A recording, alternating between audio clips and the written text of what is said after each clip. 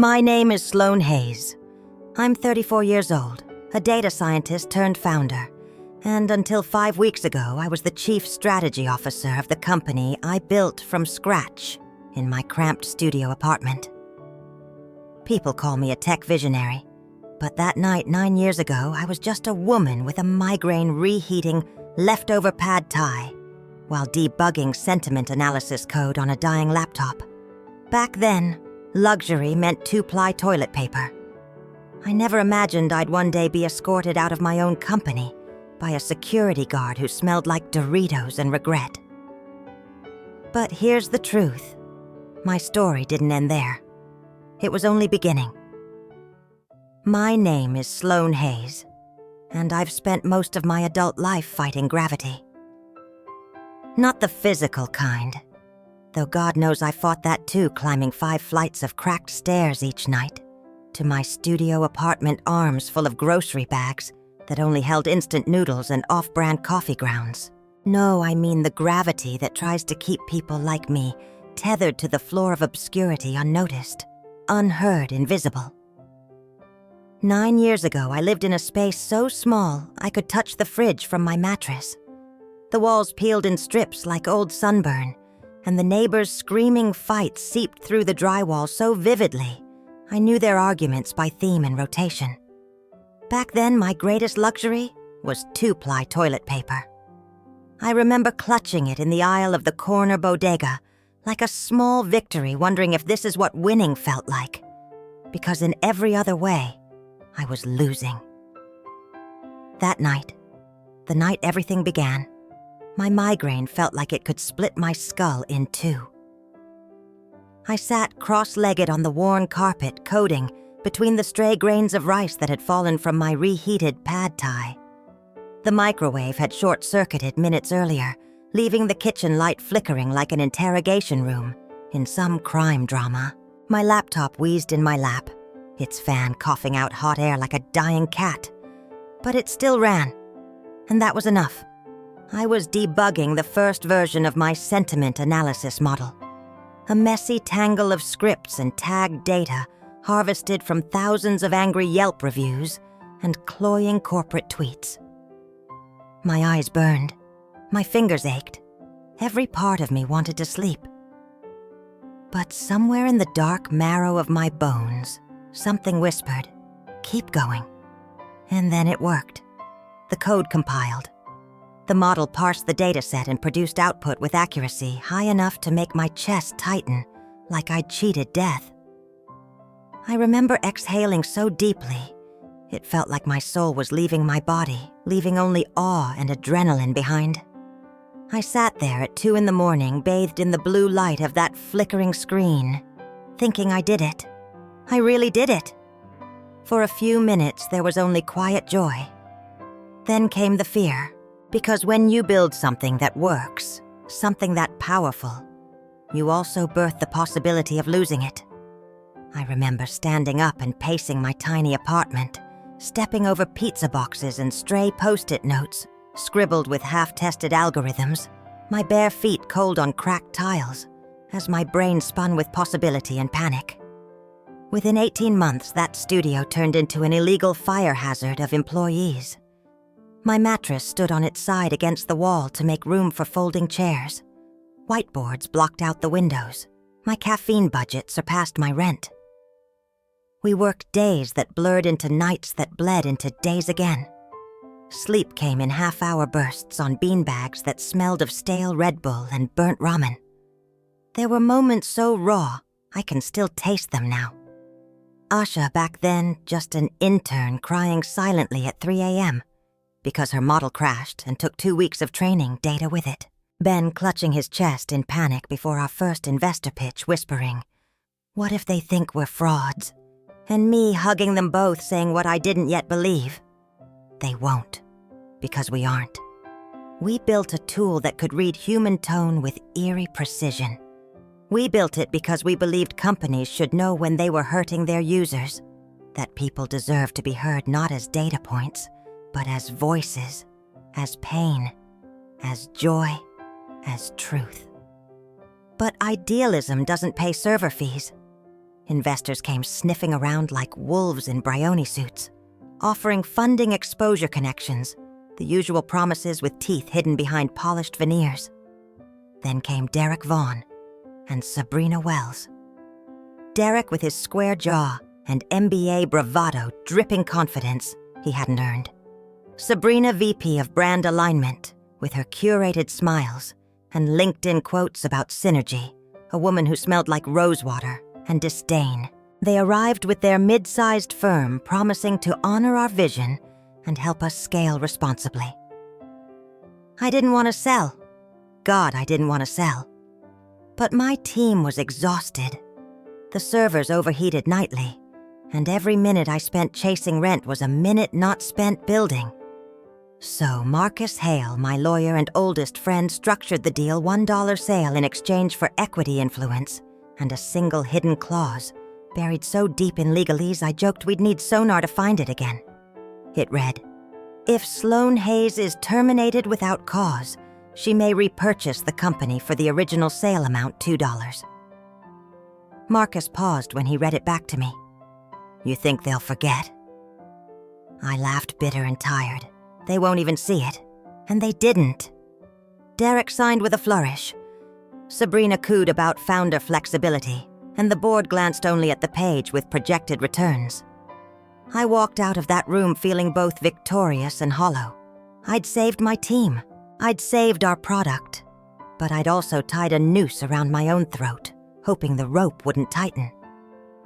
For a while it worked. I stayed on as chief strategy officer. I led product.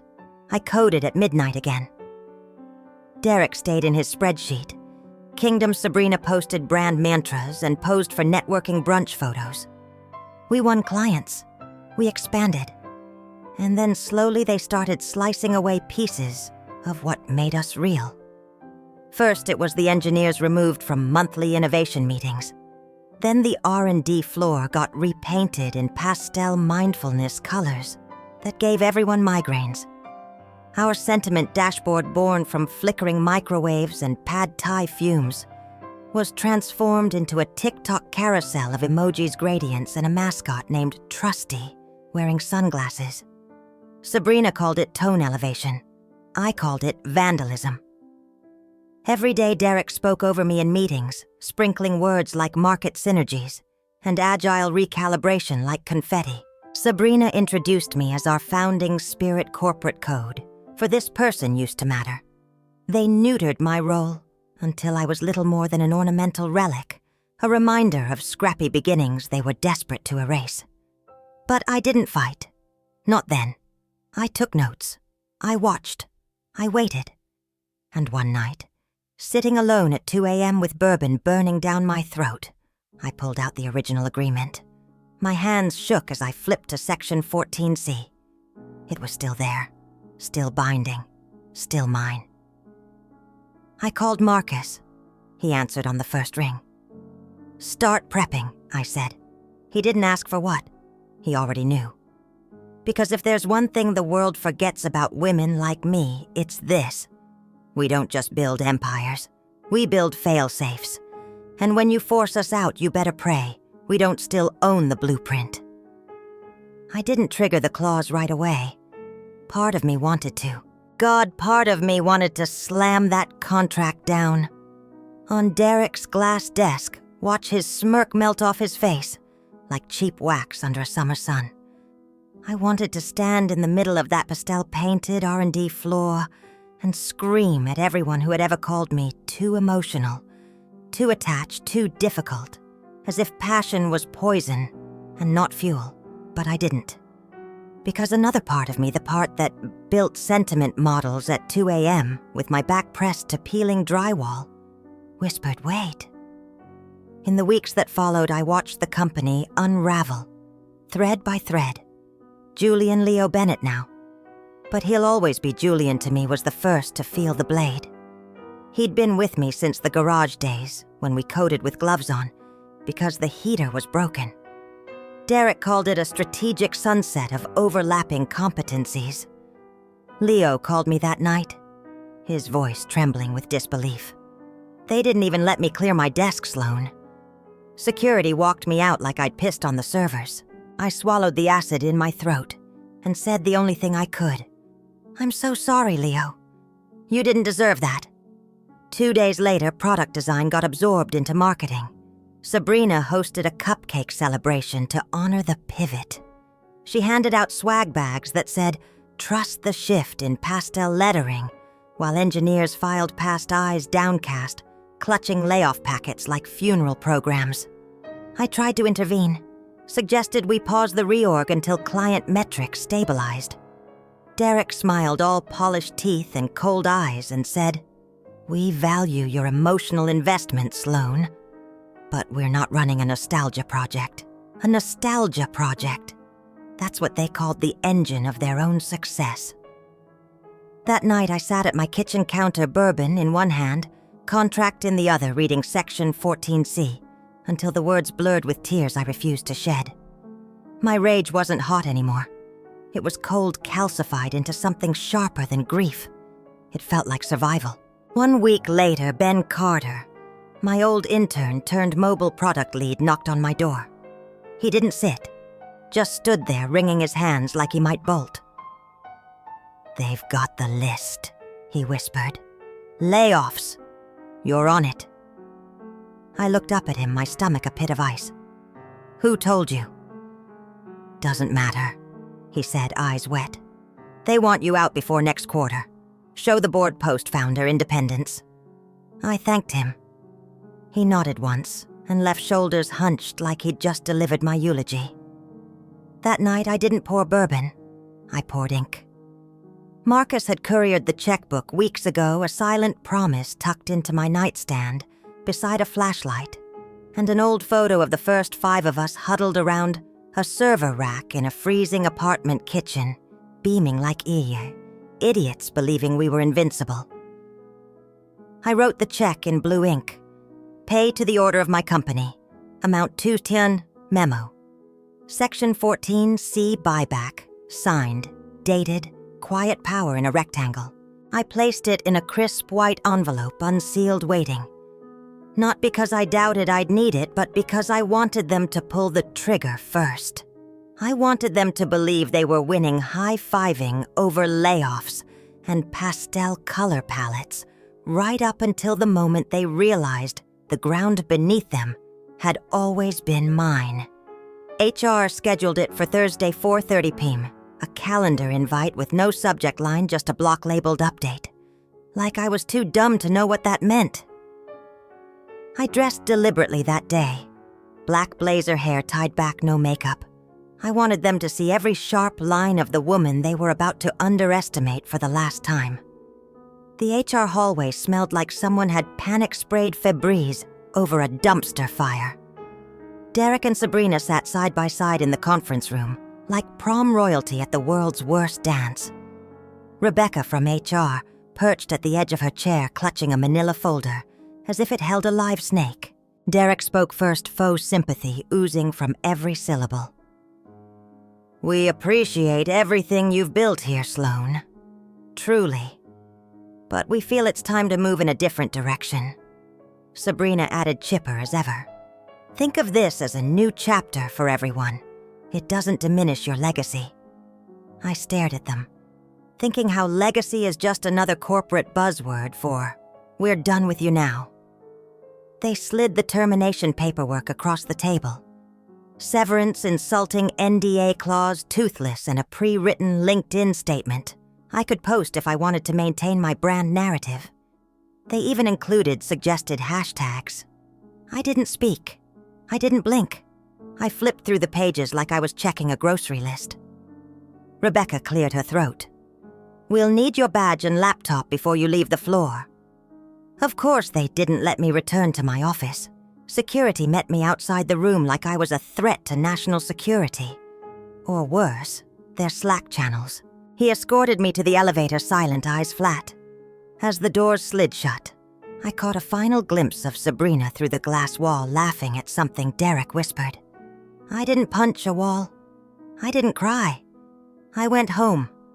I made tea. I opened the drawer. Envelope? Check. Clause. The next morning, Marcus sealed the package with hands that didn't shake. "Want me to include a cover letter?" "No," I said. "Just this. 4 lines. Only one that mattered. I am exercising my right under Section 14C. The check is enclosed." He slapped on the label and dropped it in the outgoing bin. By the time Derek and Sabrina finished their lattes, it was already en route. I sat in my home office, hands steady breath, calm staring at my dark computer screen, reflecting my own face back at me. They thought they had erased me with a calendar invite. But what they'd really done was hand me back my empire for exactly $1. And as I sat there, the whisper in my chest grew louder, sharper until it roared, "They forgot who wrote the damn blueprints." After the deal, I stayed on as Chief Strategy Officer. It felt like the logical next chapter, me guiding the product team I had built, ensuring our vision remained uncorrupted. For the first few months, it almost felt like nothing had changed. I still walked the engineering floor each morning, coffee in hand, nodding to Yasha and Ben as they debugged and deployed.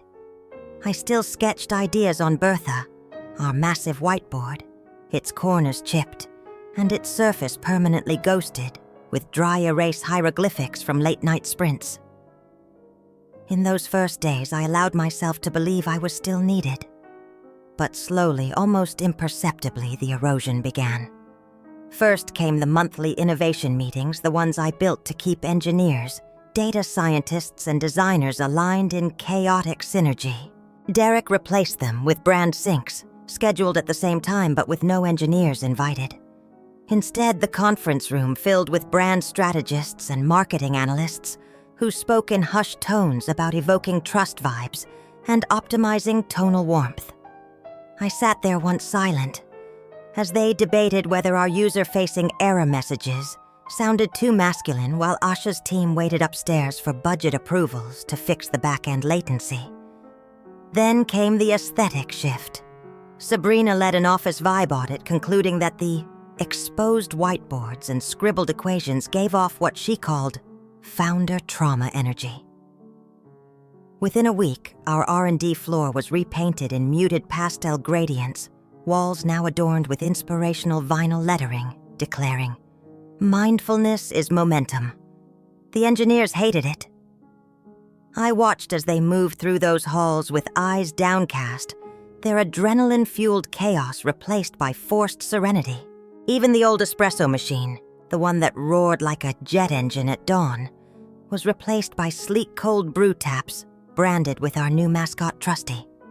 Trusty was the final insult. The dashboard I built my first child born from ramen-stained keyboards and Red Bull delirium was transformed into a TikTok-colored carousel, overflowing with gradient graphs, soft animations, and a smiling cartoon beach ball wearing sunglasses. Sabrina called it tone elevation.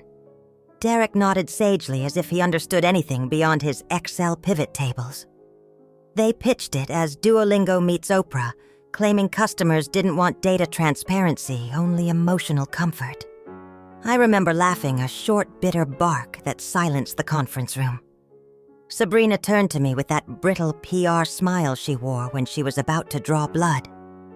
"We appreciate your passion, Sloan, but let's not cling to founder sentimentality. This is evolution. Founder sentimentality. Corporate code for your relevance has expired." That's when she started introducing me at brand meetings as our founding spirit.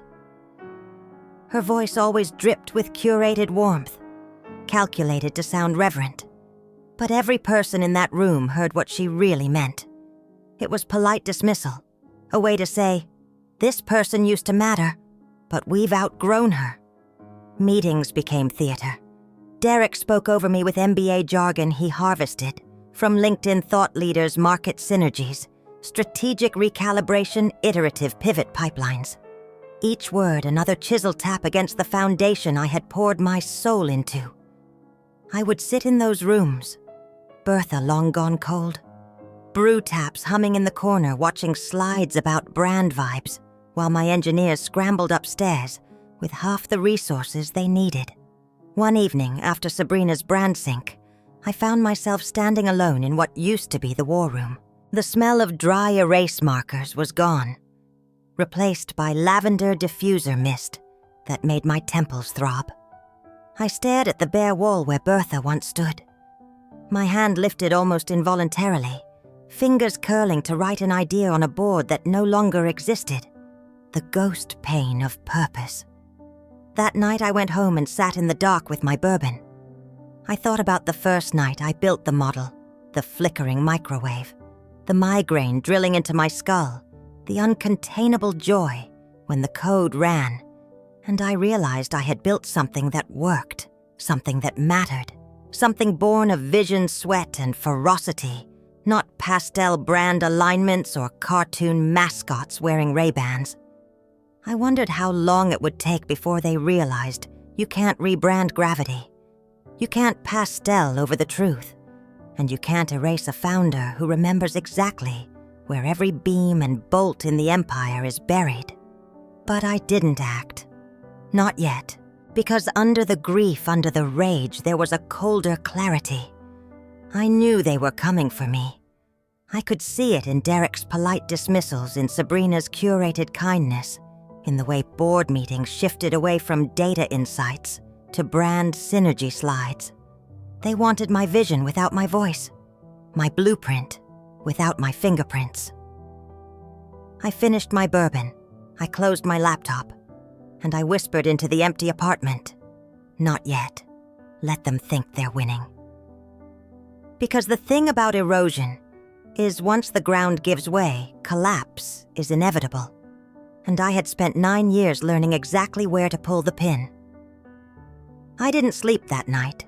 Sleep seemed luxurious, silly dangerous. Instead, I lay on the couch staring at the tiny cracks in the ceiling, watching the streetlights creep through the peeling paint like silent ghosts. Every time I closed my eyes, I saw Derek's smug half-smile when he interrupted me in meetings, Sabrina's grin when she called me our founding spirit, the quiet resignation of the engineers as they carried cardboard boxes out of the office they once called home. At 3:14 a.m., I woke up. My legs felt hollow as I walked to my desk and opened the locked drawer. The envelope was still there, pristine white, unsealed, waiting. I slid the check out and held it against the dim light. My name, the company name, the amount $2. $2 to reclaim an empire they'd gutted for brand equity and LinkedIn clout. I thought of Marcus Hale, my lawyer and oldest friend, who drafted the clause with me as we sat on the floor of my apartment eating stale cookies and laughing with exhaustion. "They'll never see it coming," he said, scratching legal pads at 2 a.m. "But if they do, it means they've forgotten who made them." I put the check back in the envelope and closed the drawer. Not yet. Because revenge, like any surgical strike, requires precision, patience, and perfect timing. The next morning, I arrived at the office before dawn. The pastel walls glowed in a blue light, turning the R&D floor into a cotton candy graveyard. I passed by the trusty mascot stickers that Sabrina, a cartoon beach baller in sunglasses, claimed would create intimacy with the user. I wanted to tear off every sticker on the wall, but I didn't. Not yet. At 6:02 a.m., Ben Carter found me sitting in what had once been the war room, staring at the blank wall where Bertha had stood. He said nothing, just placed a steaming cup of coffee from the cafeteria next to me and sat down. The silence stretched between us, heavy and familiar. Finally, he whispered, "Too bad, Sloan. They're talking about you in closed-door meetings. They want you gone by Q3. I nodded, feeling nothing and everything. "Thank you, Ben. You didn't have to tell me." He looked at me, then his eyes dark with fatigue and anger. "You built this place. Don't let them take it away from you." I wanted to tell him the truth that they did. That every pastel wall, every branded floor, every cupcake celebration for another department had melted away like an execution of 1,000 smiles. Instead, I put my hand over his and squeezed once. "Go home, Ben. Get some sleep. You'll need it." Because I knew what was coming next. That afternoon, Sabrina hosted a brand-fit touchpoint. She stood at the front of the glass conference room in a lavender silk suit patterned with tiny gold stars, gesturing to slides filled with smiling stock photos and meaningless buzzwords. Derek sat next to her, nodding at everything, his fingers tucked under his chin like he was posing for Forbes. When Sabrina clicked on the final slide, a rebranded image of our analytics dashboard that now had Trusty winking above a pastel progress bar, I laughed, sharp, reluctant like the gunshot. The room froze. Sabrina's lips twitched as she tried to smile wider. "What's so funny, Sloane?" I leaned back in my chair, feeling the cold leather bite into my shoulder. "It's tragic. That's all." Derek cleared his throat, the veins in his neck bulging slightly. "We need to discuss your role moving forward. Honestly, I'm not sure it fits with where we're going." There it was. The betrayal was finally spoken. Not an execution, not yet, but a casual, polite, deadly suggestion. I didn't answer, didn't argue. I just closed my laptop, stuffed it in my bag, and stood. The room watched me as I left silent heels clicking on the polished floor, smelling of lavender and loss. That night I called Marcus. He answered on the first ring. "It's time," I said. He exhaled softly but sharply. "I'll have everything ready. They won't see." I hung up and poured myself a glass of bourbon, neat, no ice. Outside, the city blinked with indifferent neon. Inside my apartment was the eye of a storm, silent, tense, and inevitable. I took the envelope out of the drawer and set it on the coffee table in front of me. For a long moment, I just stared at it, letting its weight sink into my bones. $1, 4 quarters, 10 dimes, 20 nickels, 100 cents. They thought they could erase me with a calendar invite. They forgot that I wrote the blueprints of their kingdom, and I knew exactly where to pull the pin. And when I did, there would be no pastel rebrand to save them. The morning I walked into war was impossibly bright. Summer light streamed through glass towers, bouncing off polished sidewalks, making everything look clean, triumphant, sterile. I wore black. Black blazer, black slacks, black silk blouse. Hair tied back into a braid so tight it pulled at my temples, keeping me grounded, focused, ready. I didn't wear makeup. Let them see every line earned from sleepless nights. Let them see every shadow carved by sacrifice. When I entered the office lobby, the new receptionist, a college intern with trembling fingers, glanced up, startled. Her eyes flicked from my face to her screen, no doubt seeing the HR memo in bold red letters. "Terminated. Revoke access." She opened her mouth probably to say I wasn't allowed up, but I just nodded once, calm and commanding. "Don't worry, sweetheart. I'm not staying long." The elevator ride felt longer than it ever had before. Each ding marking a floor closer to the confrontation I'd rehearsed 1,000 times in my mind. I stepped out onto the executive suite, my heels echoing down polished marble that once felt like a monument to everything we had built. Now it just felt cold. Derek Vaughn was already waiting, standing behind his desk phone pressed to his ear. He wore his favorite navy suit, the one tailored so tight around his biceps, it looked like he was about to flex out of it, a performative display of power. When he saw me, his brows furrowed into condescension. He ended his call without saying goodbye and gestured lazily at the chair opposite him. "Sloane, I didn't expect to see you here today." I sat without asking. I didn't cross my legs. I didn't lean back. I just placed the crisp white azul envelope on his desk and slid it forward an inch. The silence stretched as he eyed it like it might explode. Finally, he sighed. "Look, I know this is hard for you, but read it." He blinked. His mouth opened-closed, then opened again like a fish gasping for oxygen in poisoned water. Slowly, he picked up the envelope, slipped out the check and the attached legal notice. I watched his eyes move across the words, the flicker of confusion, then annoyance, then the smallest spark of fear. Section 14C. I said softly. You should read the entire clause, out loud. He didn't. He tossed the paper down and leaned back in his chair, forcing a thin smile that didn't reach his eyes. This is a stunt, Sloan. The board won't entertain it. The agreement is ancient. Pre-acquisition. It's irrelevant. It's binding, I replied calmly. Your legal team will confirm it by lunch, and by then, this check will have already been deposited. He drummed his fingers against the glass desk. What do you want? You want a bigger severance, equity buyout? A consulting retainer to ease your ego? I tilted my head, studying him like a specimen under glass. I want what I built, and I want you out of it. His smile twitched, faltering for half a second before reforming. You're emotional. That clouds your strategic clarity. Let's be adults here. I leaned forward, resting my elbows on his desk, my voice dropping to a whisper so sharp it could cut steel. Derek, you and I both know I stopped being emotional about this months ago. You killed what we built with your brand synergy bullshit and pastel walls.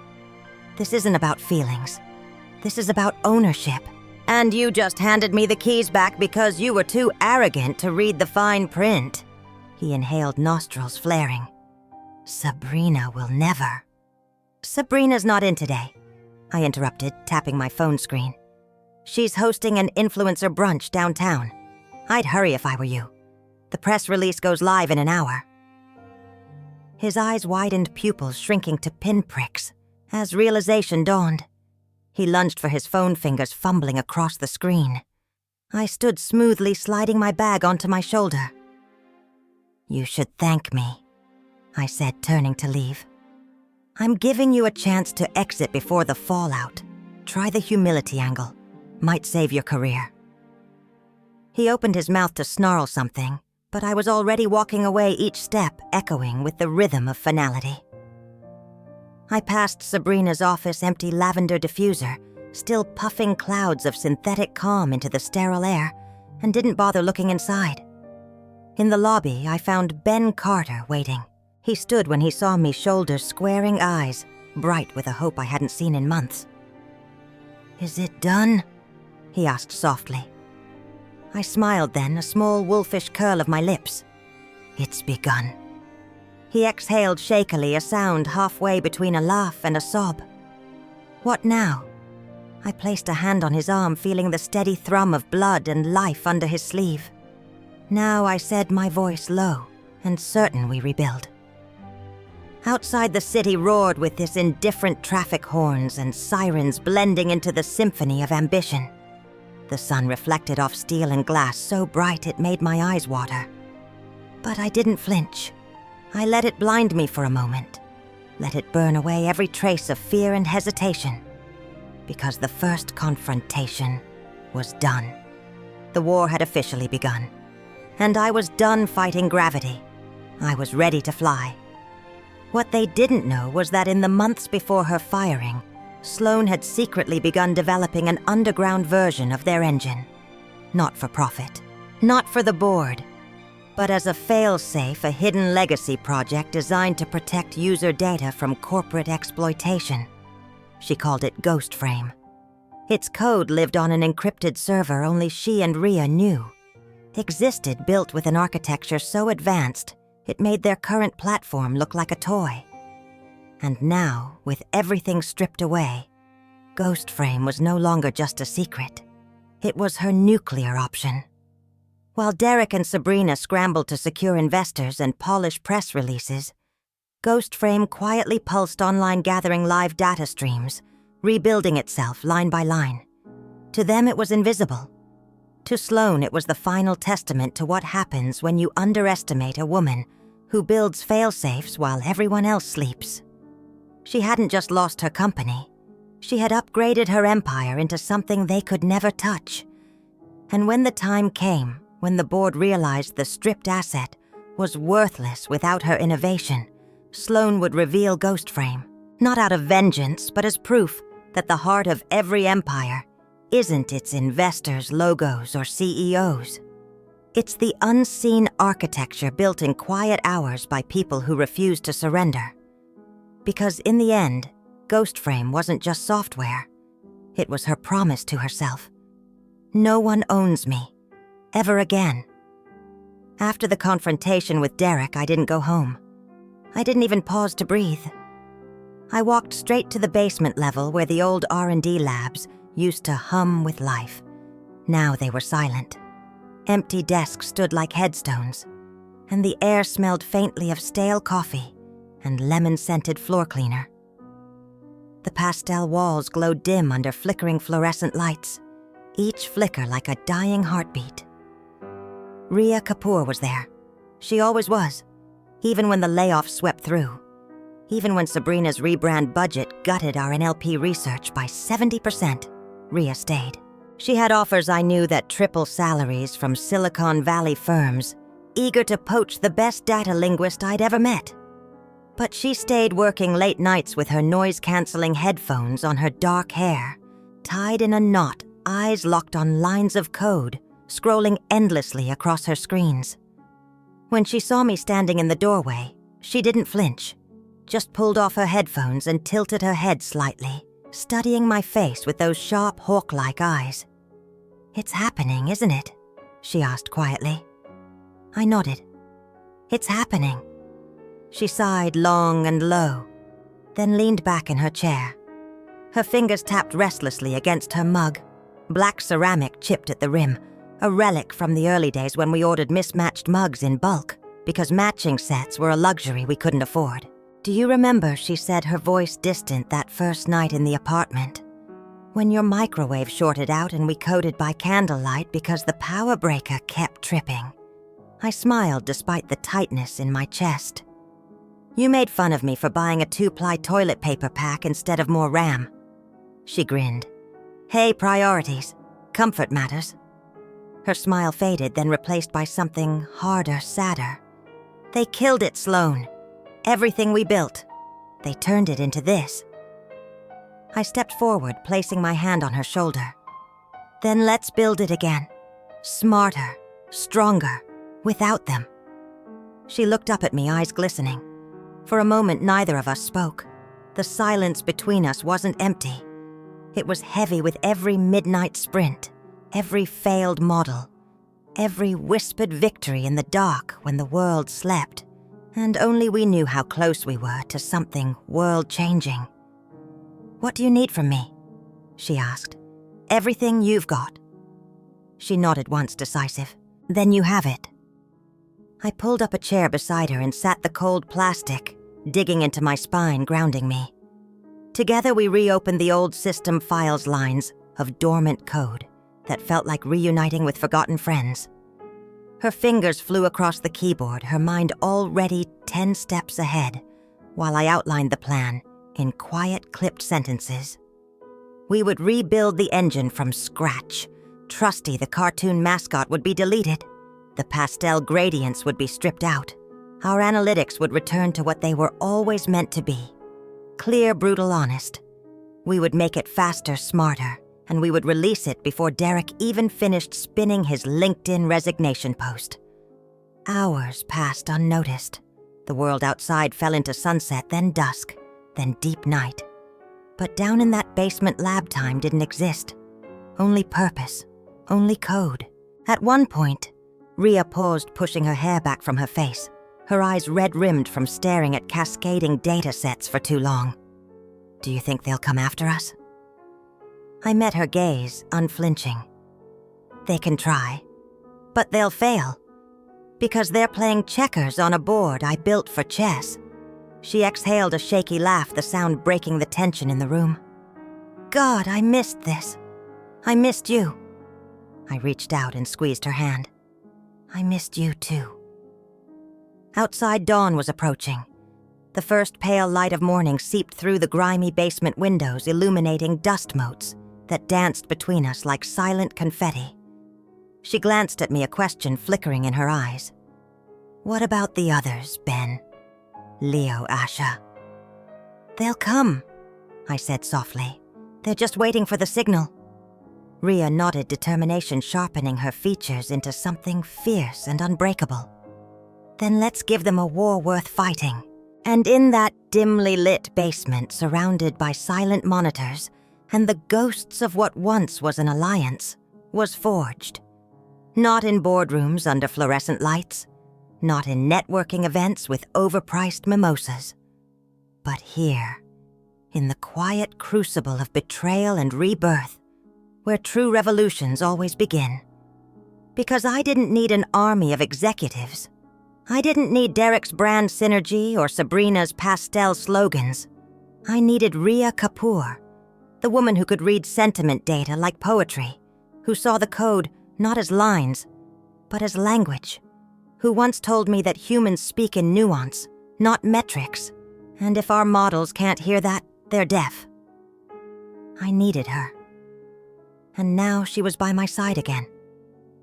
As the sun rose beyond the city skyline, painting concrete and glass in fleeting gold, I felt that electric buzz deep in my marrow.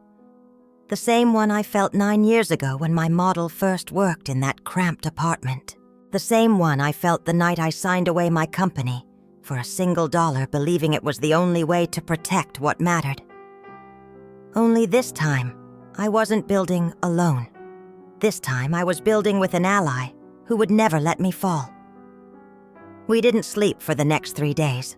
Sleep was for people who had time. We didn't.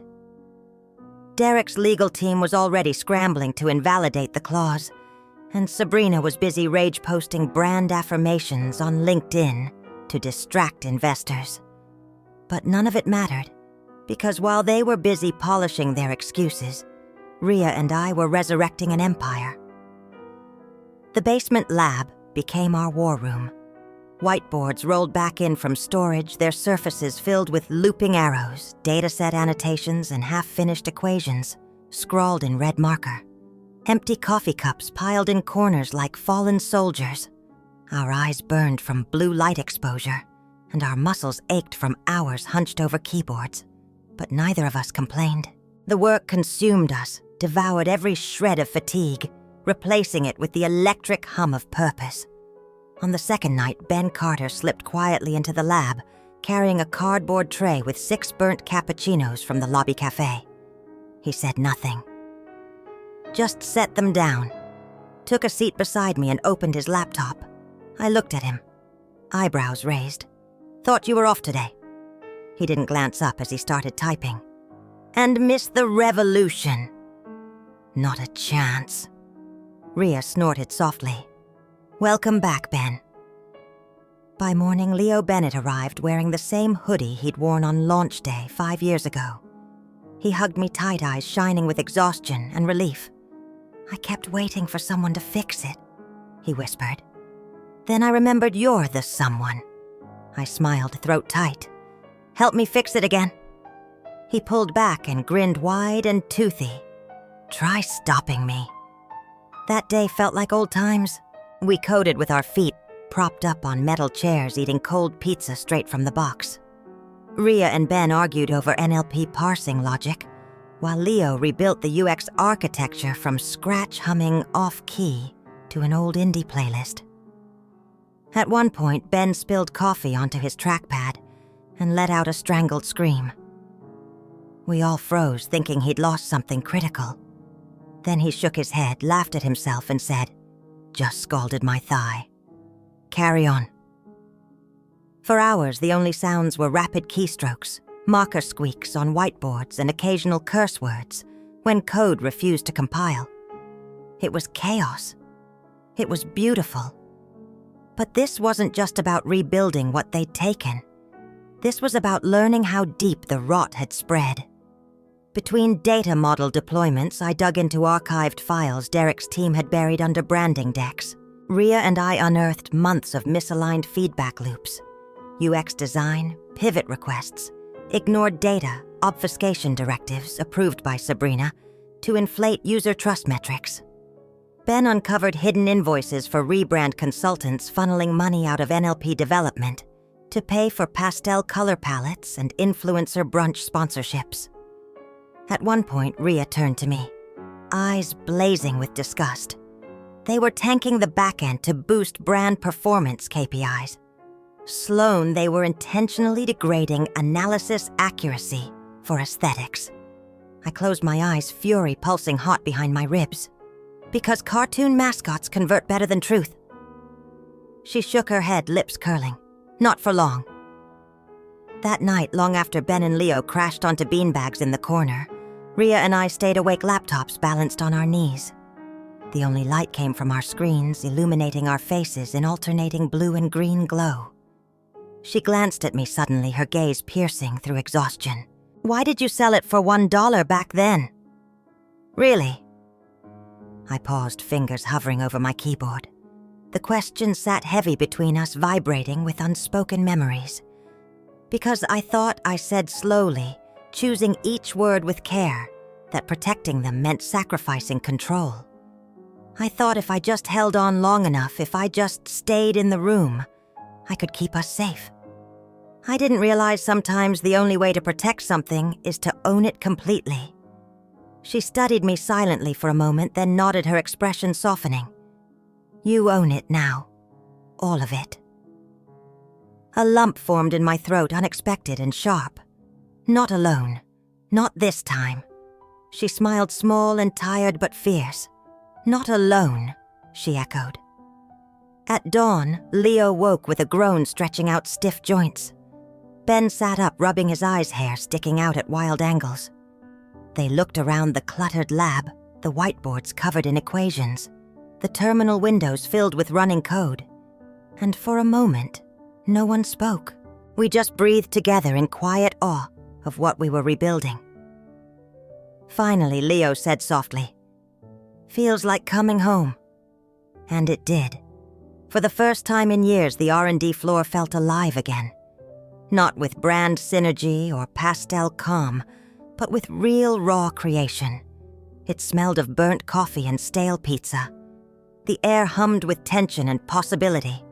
The walls pulsed with whispered jokes, whispered rage, whispered hope.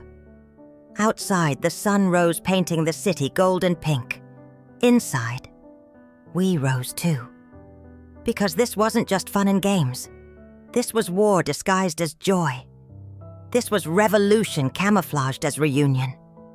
And tomorrow, when Derek and Sabrina woke up, to find their pastel kingdom crumbling under the weight of truth, they would finally understand what they had unleashed. They didn't just fire me, they resurrected me. And I wasn't coming back alone. By the end of that week, we had something real, something alive. The engine ran smoother than it ever had before. Rhea's NLP models parsed sentiment layers with an accuracy that stunned even her.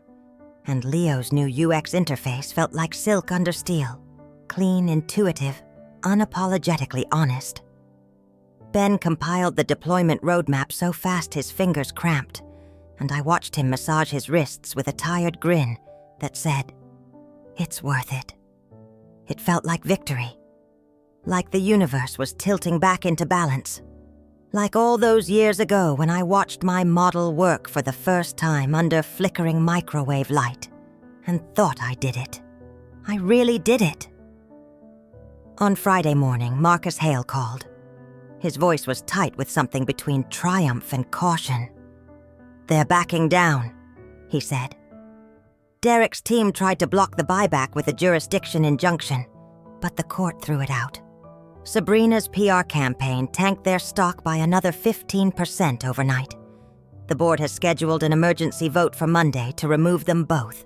It's happening, Sloan. You've won. I closed my eyes as relief flooded through me, warm and dizzying. For the first time in months, my shoulders felt light. My chest expanded without pain. "Thank you, Marcus," I whispered. "Don't thank me yet," he said softly. "Just be ready." I spent that day in the lab, updating code reviews, testing API endpoints, laughing with the team over burnt cappuccinos. When Ben ordered pizza, he wrote my name under the customer note as Queen of Dollar Vengeance. Leo spent 10 minutes designing a Slack emoji of my face wearing a cartoon crown. Even Rhea cracked a smile when she saw it. That night alone in my apartment, I allowed myself hope. Real hope. The kind that feels dangerous because it makes you believe the fight is almost over. I poured bourbon into my cracked glass tumbler, sat by the window, and watched the city lights flicker like distant constellations. For a moment, I let myself imagine what Monday would look like. Derek's smug facade cracking Sabrina's PR grin, melting under the board's silent contempt, my team rising around me unstoppable. But hope is a treacherous thing. At 2:11 a.m., my phone buzzed. A text from Marcus. 2 words. Check filings. My stomach turned to ice. I swung my legs off the couch, grabbed my laptop, and logged into the legal document portal. My eyes scanned line after line until they landed on it, an emergency merger clause filing time-stamped, midnight filed by Derek's team. I read it once, twice, a third time hoping the words would change. They hadn't blocked the buyback. They'd sold the intellectual property to a shell corporation, registered in Delaware, an entity they controlled. The clause was still binding, yes. But now the asset I was repurchasing for $1 was empty. They had stripped it, sold every patent, every proprietary model, every data set. Overnight, in secret, I sat back the breath, leaving my lungs in a silent scream. My chest burned with betrayal so sharp it felt like glass slicing through bone. I thought of Derek pacing his office with that shark smile curving across his lips. I thought of Sabrina sipping lavender cocktails with influencer clients laughing at how easy it was to cut the founder out of her own legacy. My hands shook as I dialed Marcus. "Tell me it's illegal," I rasped. He exhaled shakily. "It's gray. Technically, yes, it violates the spirit of the buyback, but the board signed off before your clause executed. It'll take months to litigate. Years, maybe. By then, the damage will be irreversible." Silence. Heavy. Devastating. For a moment, all I saw was darkness. 9 years. 9 years of ramen noodles and midnight coding sprints of scraping rent and praying servers wouldn't crash of building something that mattered. And now gone. Reduced to shell filings and tax loopholes. All because I trusted the wrong people. All because I believed protecting my team meant surrendering control. But then deep in that darkness, something sparked. Small, fierce, unbreakable. I remembered Ria's voice from earlier that day, soft and certain. "You own it now. All of it." No. They didn't own me. They owned the code, yes. The patents, the name. But they didn't own the people. They didn't own the loyalty built from shared pain. They didn't own the truth. I wiped my eyes, took a shuddering breath and whispered to the silent room. Then we build again. And this time, I burn them to the ground. I called Ria. She picked up on the first ring, her voice thick with sleep. "It's gone," I said hoarsely. "They sold it out from under me." Silence. Then calm as ever, she replied. "Then we start tomorrow." And just like that, the spark became a flame. Because betrayal is a blade, but wielded right, it becomes a weapon. Outside dawn approached pale light bleeding into the horizon. And in that dim apartment with bourbon burning in my veins and rage coiling like a viper around my spine, I made a promise. They wanted a founder's head on a spike. I'd give them a queen's crown forged in their ashes. Monday came like a punch to the ribs. The sky was gray flat, indifferent. I stood at my window with my bourbon mug filled with burnt coffee, watching the city wake under reluctant dawn. My phone buzzed with news notifications, market updates, layoffs at rival startups. A clickbait headline about Sabrina's brand campaign, launch party. Nothing about the real war. Not yet. At 8:17 a.m., Marcus called. The board voted to remove Derek and Sabrina, he said without preamble. But they're trying to block the buyback execution, citing asset reallocation. We'll file injunctions today, but Sloan, it'll be ugly. I closed my eyes, exhaling slowly. Let it be ugly. They started this. By 9:00 a.m., I was back in the lab. Rhea was already there, hair tied up in a messy bun, dark circles under her eyes like battle paint. Ben arrived moments later, still in yesterday's wrinkled dress shirt, followed by Leo clutching 2 giant iced coffees and looking like he hadn't slept since Thursday. I gathered them around the scratched whiteboard, marker in hand. They think they've gutted us. I began, my voice steady, despite the tremor in my chest. They sold the IP. They stripped the patents. But they forgot something critical. Rhea's eyes locked onto mine, sharp as broken glass. They forgot us. I nodded. Exactly. They own the code we wrote then. Not the code we write now. Ben frowned. But without the old models. We build new ones. Rhea interrupted, her tone flat with certainty. Better ones. Ones that aren't tainted by their shortcuts and pastel bullshit. Leo let out a slow exhale, then grinned wild and reckless. You're insane. I'm in. And so we began again. For the next 72 hours, we worked in silence, broken only by the rustle of snack wrappers and the hiss of the ancient espresso machine Leo resurrected from storage.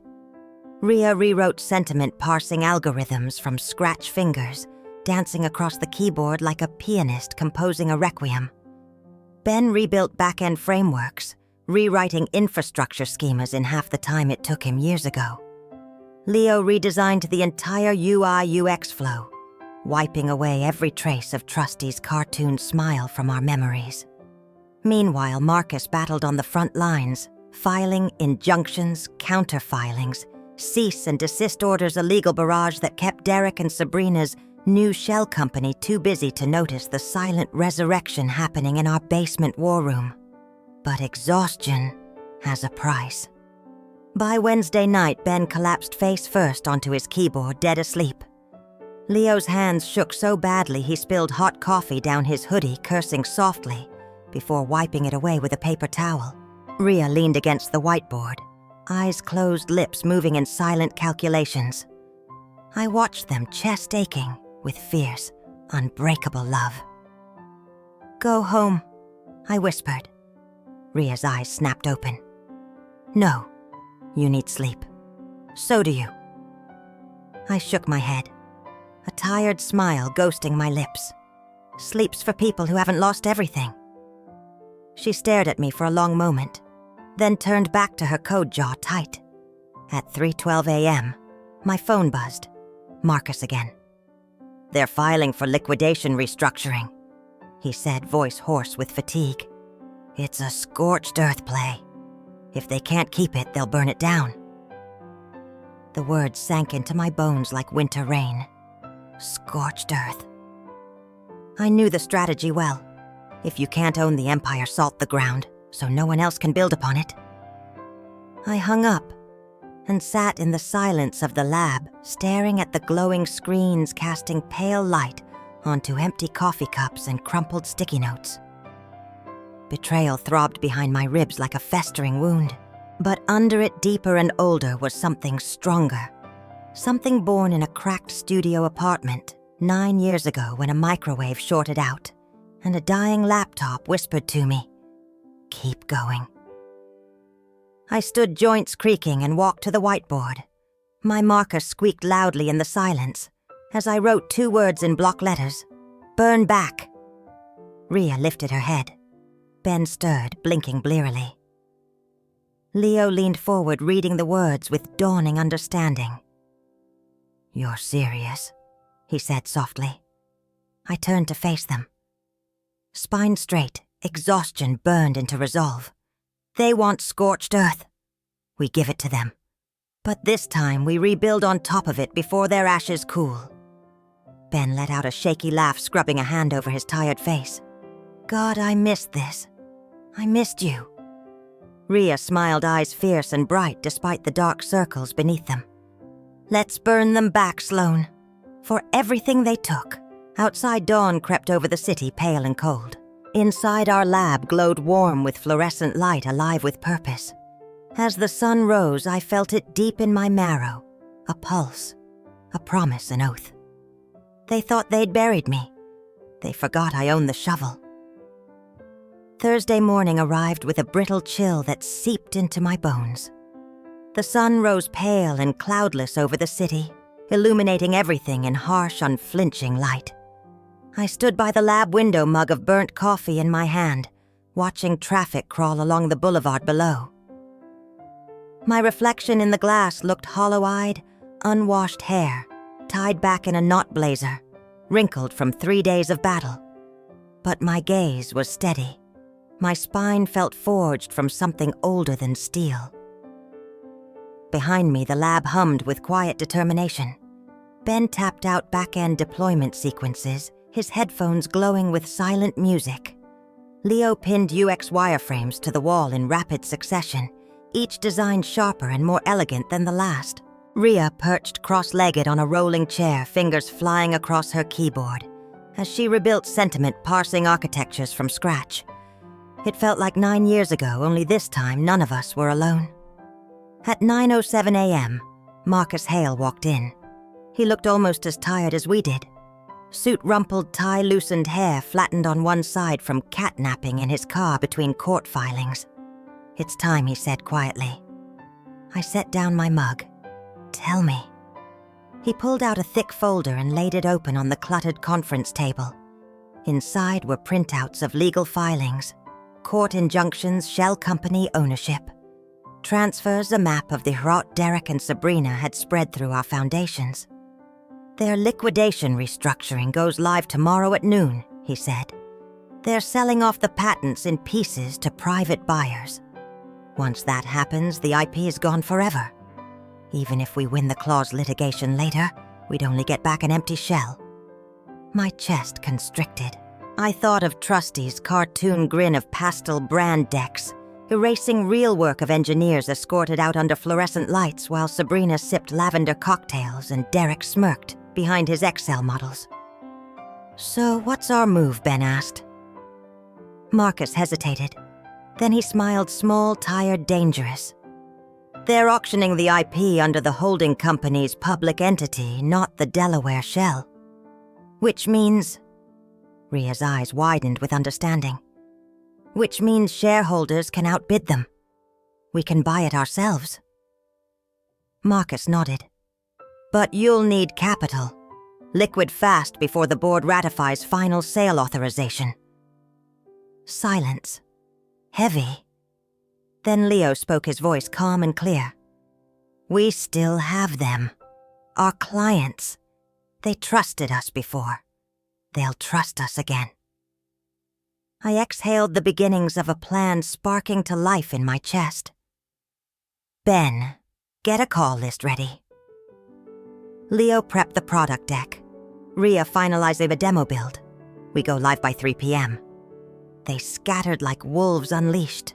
The next 5 hours passed in a blur of keystrokes and quiet phone calls. Ben and I called every enterprise client who ever believed in us. Rhea coded like a woman possessed, compiling clean demo outputs to showcase our rebuilt models.